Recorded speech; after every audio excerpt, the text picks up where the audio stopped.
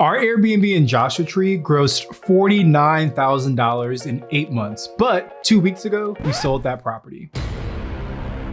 And in today's video, we're going to break down exactly why we did it, how much money we made from the sale, and most importantly, what we're going to do with the money that we actually made.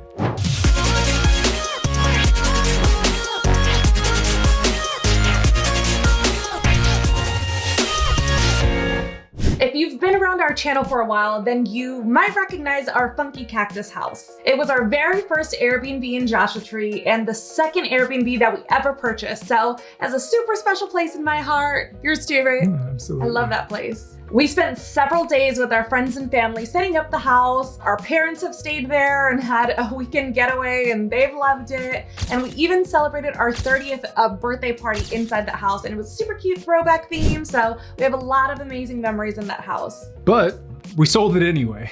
And in today's video, we're gonna break down why we sold it. And our hope is that you can maybe learn something from our journey and kind of hear our thought process on how we make decisions within our business. But before we get into why we sold the property, let's do a quick review of how this property performed for us while we owned it. So we bought the Funky Cactus house back in October 2020 for $295,000. Our down payment was $34,000 and we had another $8,000 or so in closing costs. So our total cash investment to purchase the property was about $42,000. Then we spent another $12,000 in new furnishings and decor, with honestly the majority of that money being spent in the outdoor areas. So you add all of that up and our total cash investment was $54,000. So we took this listing live in November of 2020 and we had bookings through June of 2021.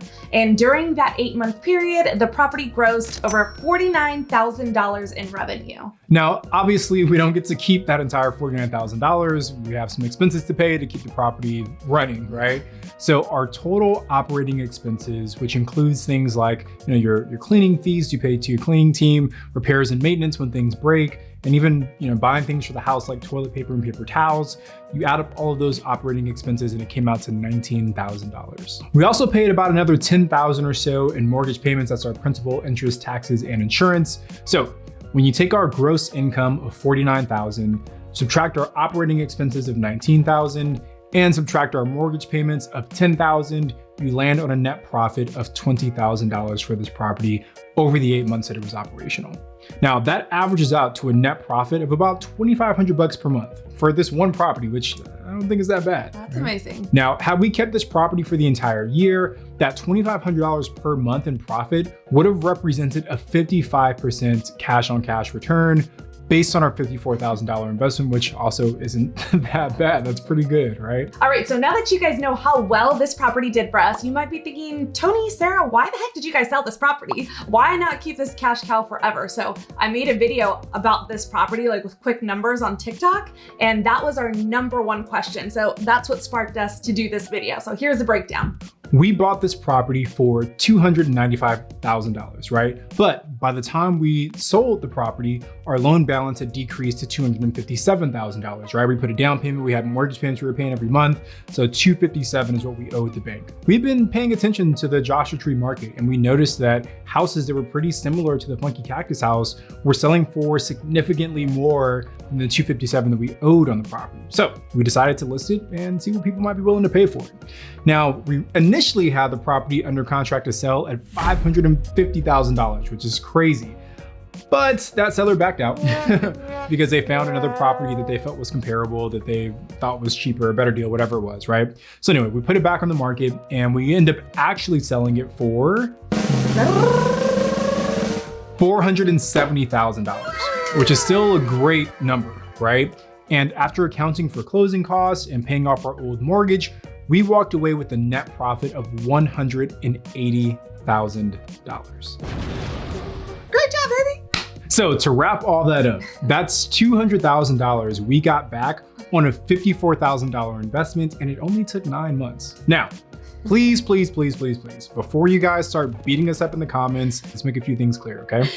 First is we got lucky. honestly, we got very, very lucky, right? There is absolutely no way that we could have ever predicted that the value of this home would increase by almost 60% in 9 months. That was just the natural forces of the economy, everything rebounded from the pandemic, and we just happened to buy at the right time. But we were also smart enough to recognize that opportunity and leverage it in a way that allowed us to cash out of this investment. Now, second, you might be saying, what about taxes, right? This is another question that came up on the TikTok post a lot. Second biggest asked question. Yeah, now typically that would be the case, right? You pay a lot in capital gains taxes, but we leverage what's called a 1031 exchange to complete the transaction. I won't go into all the crazy detail about the 1031 exchange, but it's basically a section of the IRS tax code that allows you to defer paying capital gains taxes if you sell your property and use the profits to buy another property. Now, typically you want to own the property for at least 1 year before completing a 1031 exchange, but we talked it over with our CPA and with the company that actually handles the 1031 exchange, and we all just kind of agreed that with our specific situation, if we needed to defend it to the IRS, we felt that we could. All right, so that's why we sold. There was a lot of equity in the property and we wanted to put that equity to good use. Okay, so now that you know why we sold the Funky Cactus house, let's talk about what our plans are with the money that we made from it. But before we keep moving, we'd really appreciate if you guys could give this video a thumbs up, subscribe to our channel, hit the bell for notifications. We're still a new channel and every new subscriber really does mean a lot to us.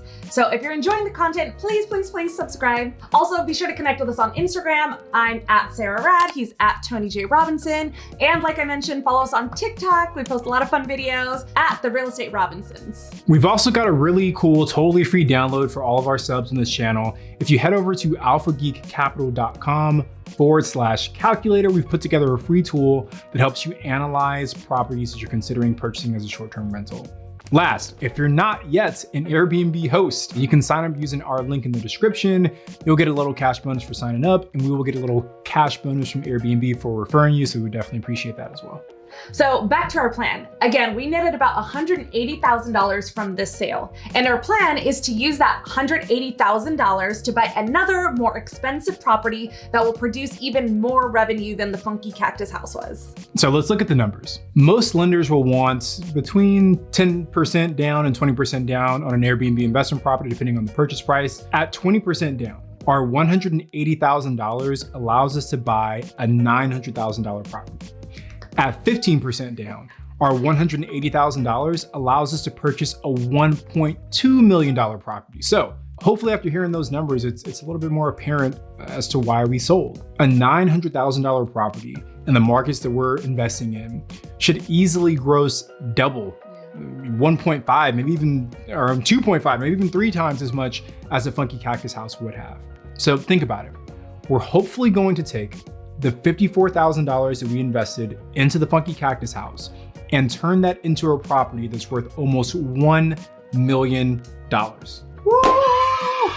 That's why we love investing in real estate. Now, we haven't identified that new property just yet, but once we do, we'll make sure to make another video so you guys can see what we actually end up buying. And we'll truly be able to gauge how good this deal was for us. Now, after hearing our plan, you might be thinking, why not just cash out refi or get a HELOC?